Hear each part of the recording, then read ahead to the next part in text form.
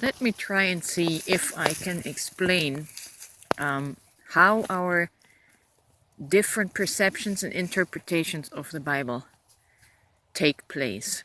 It is said in Christian circles that the Bible is a living word, meaning it's a living word, meaning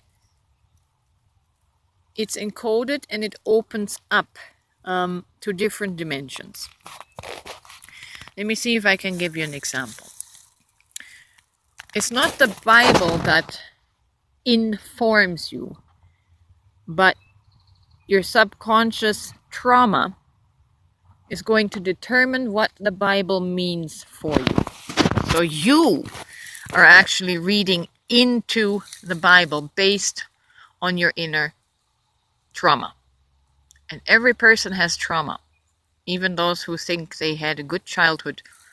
Trauma is something that gets passed on from our ancestors through 5 generations. So we're all affected by previous lives. With that being said, how is it that the Bible can be interpreted and understood in so many different ways? I have the contrasting background now because I've been on those other layers and now I'm on a different layer where I can look at the Bible in a different way and see the different dimensions in it. Most of us approach the Bible coming from a trauma-induced identity where we are feeling the victim of life. And the story in the Bible presents itself as that we are the creations of God or some gods, some alien beings, and that we are their servants, that we are at their mercy. So it's our victim programming,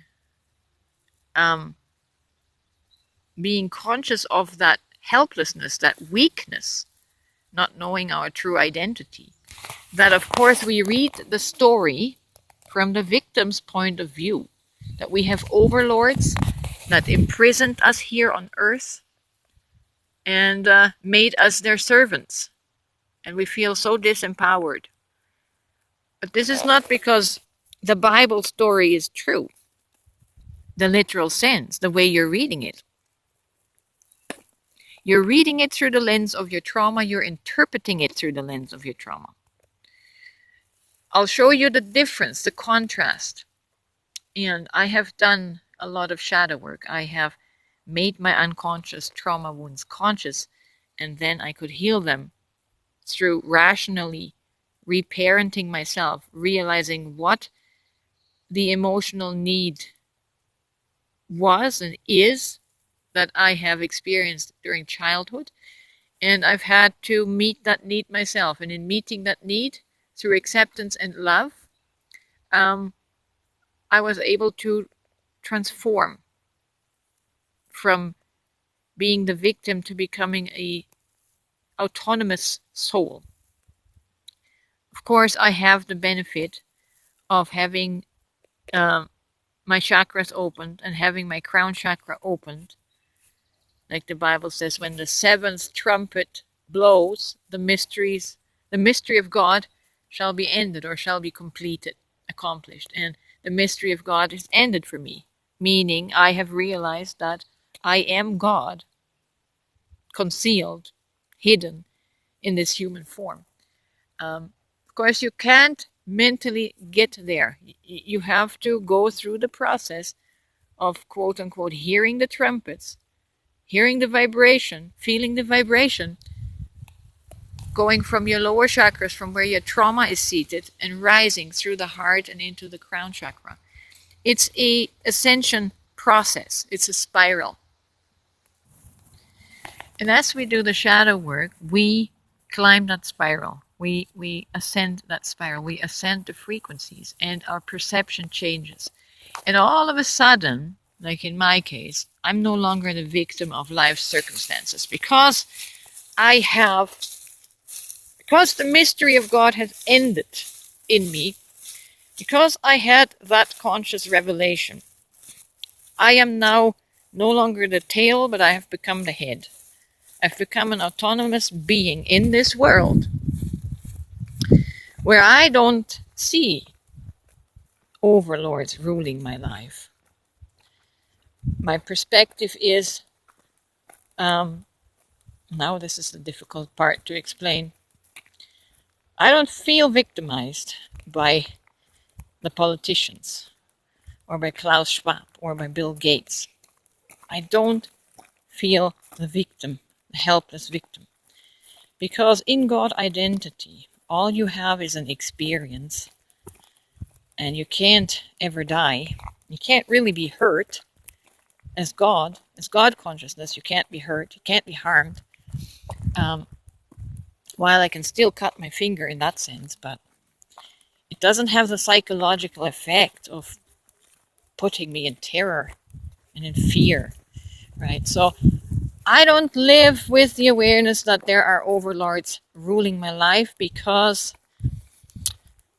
of the vibrational change in me. And so when I read the stories of the Bible now, I certainly don't take them literal because I cleared my trauma, I can hold a higher vibration, and higher vibration brings in higher understanding, higher perception, and higher interpretation.